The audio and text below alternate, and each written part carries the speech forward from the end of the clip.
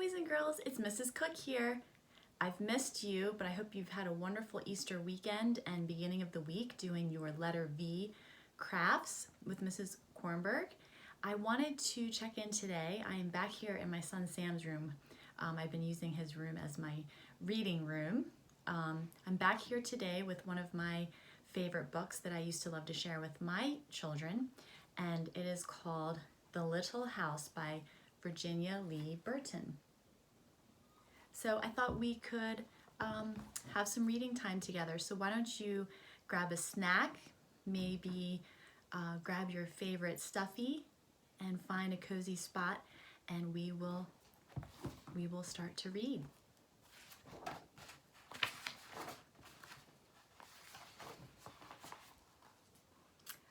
Once upon a time, there was a little house way out in the country. She was a pretty little house, and she was strong and well built. The man who built her so well said, "This little house shall never be sold for gold or silver, and she will live to see our great-great-grandchildren's great-great-grandchildren living in her."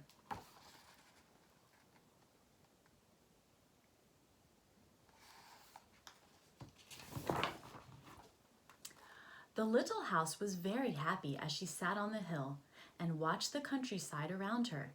She watched the sun rise in the morning, and she watched the sun set in the evening.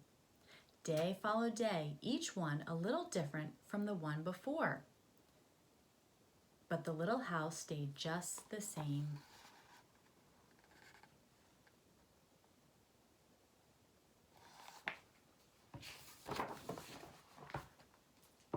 Time passed quickly for the little house as she watched the countryside slowly change with the seasons. In the spring, when the days grew longer and the sun warmer, she waited for the first robin to return from the south. She watched the grass turn green, she watched the buds on the trees swell, and the apple trees burst into blossom. She watched the children playing in the brook.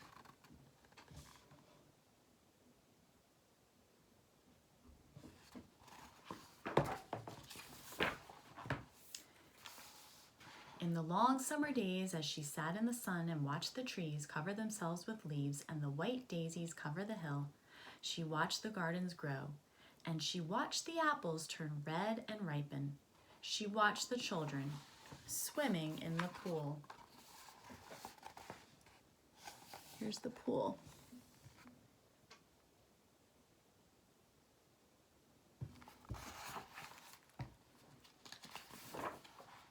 In the fall, when the days grew shorter and the nights colder, she watched the first frost turn the leaves so bright yellow and red and orange. She watched the harvest gathered and the apples picked. She watched the children going back to school.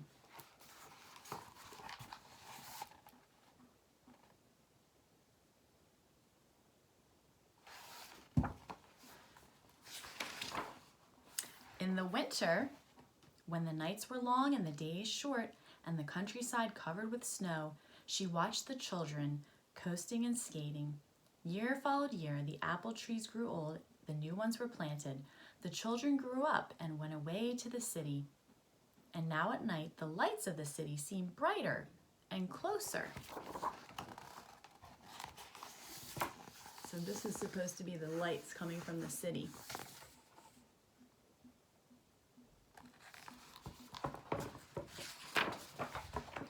One day, the little house was surprised to see a horseless carriage coming down the winding country road. Pretty soon, there were more of them on the road and fewer carriages pulled by horses. Pretty soon, along came some surveyors and surveyed a line in front of the little house.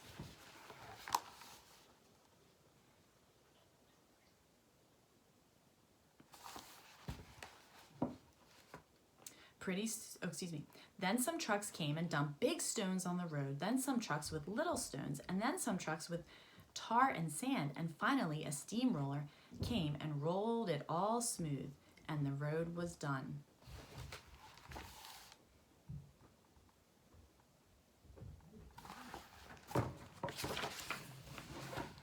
Now the little house watched the trucks and automobiles going back and forth to the city. Gasoline stations, roadside stands, and small houses followed the new road. Everyone and everything moved much faster now than before. Uh-oh, looks a little more crowded now on that countryside.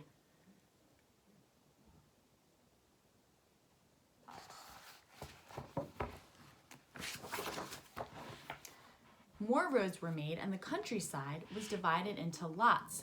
More houses and bigger houses, apartment houses and tenement houses, schools, stores, and garages spread over the land and crowded around the little house. No one wanted to live in her and take care of her anymore. She couldn't be sold for gold or silver, so she just stayed there and watched. Oh no! Now a city is surrounding the little house instead of the countryside. Do you think this makes the house sad or happy? I think it makes the house sad. And the people that would like to live in her, the family that wanted to live in her. But they didn't want to live in a house that was surrounded by the city. Now it was not so quiet and peaceful at night. Now the lights of the city were bright and very close, and the street lights shone all night. This must be living in the city, thought the little house, and didn't know whether she liked it or not. She missed the field of daisies and the apple trees dancing in the moonlight.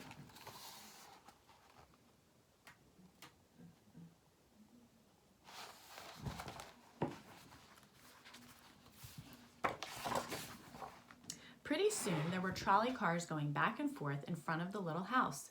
They went back and forth all day and part of the night. Everyone seemed to be very busy and everyone seemed to be in a hurry.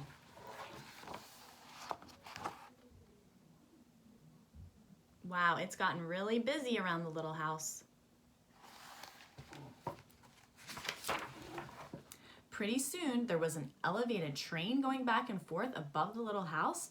The air was filled with dust and smoke, and the noise was so loud that it shook the little house.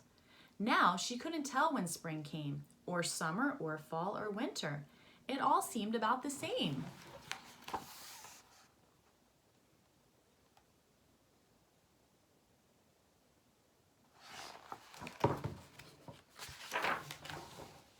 Pretty soon there was a subway going back and forth underneath the little house. She couldn't see it, but she could feel it and hear it. People were moving faster and faster. No one noticed the little house anymore. They hurried by without a glance. Oh my gosh, I have to look for the little house. See if you can find the little house in all that busyness. Right there.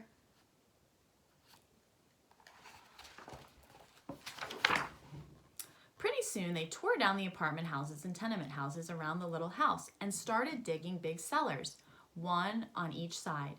The steam shovels dug down 3 stories on one side and 4 stories on the other. Pretty soon they started building up. They built up 25 stories on one side and 35 stories on the other side. That means 35 floors. Wow. Where's the little house now? I can't even see her. Oh, there she is. They're building these really tall city buildings on either side of her. Now the little house only saw the sun at noon and didn't see the moon or stars at night at all because the lights of the city were too bright. She didn't like living in the city. At night, she used to dream of the country and the field of daisies and the apple trees dancing in the moonlight. The little house was very sad and lonely. Her paint was cracked and dirty. Her windows were broken and her shutters hung crookedly. She looked shabby, though she was just as good a house as ever underneath. I feel sad for the little house. But I bet it's gonna turn around. Then, one fine morning in spring, along came the great-great-granddaughter of the man who built the little house so well. She saw the shabby little house, but she didn't hurry by. There was something about the little house that made her stop and look again. She said to her husband, "That little house looks just like the little house my grandmother lived in when she was a little girl. Only that little house was way out on the country on a hill covered with daisies and apple trees growing around."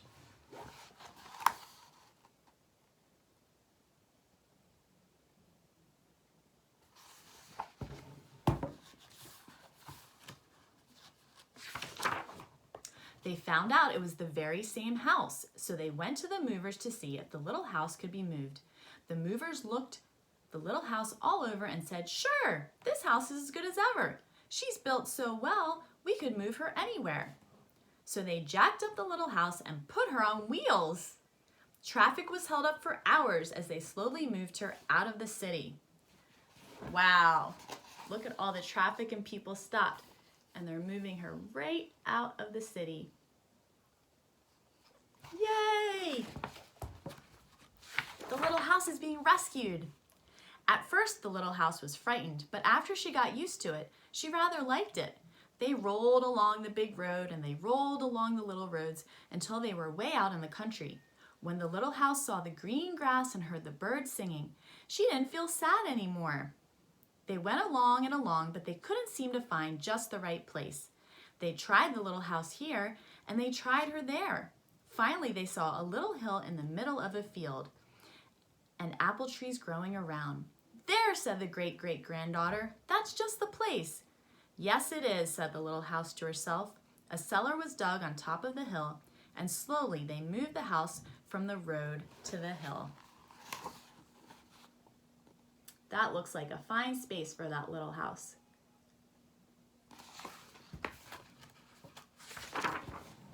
The windows and shutters were fixed, and once again they painted her a lovely shade of pink. As the little house settled down on her new foundation, she smiled happily. Once again, she could watch the sun and moon and stars. Once again, she could watch spring, summer, and fall and winter come and go.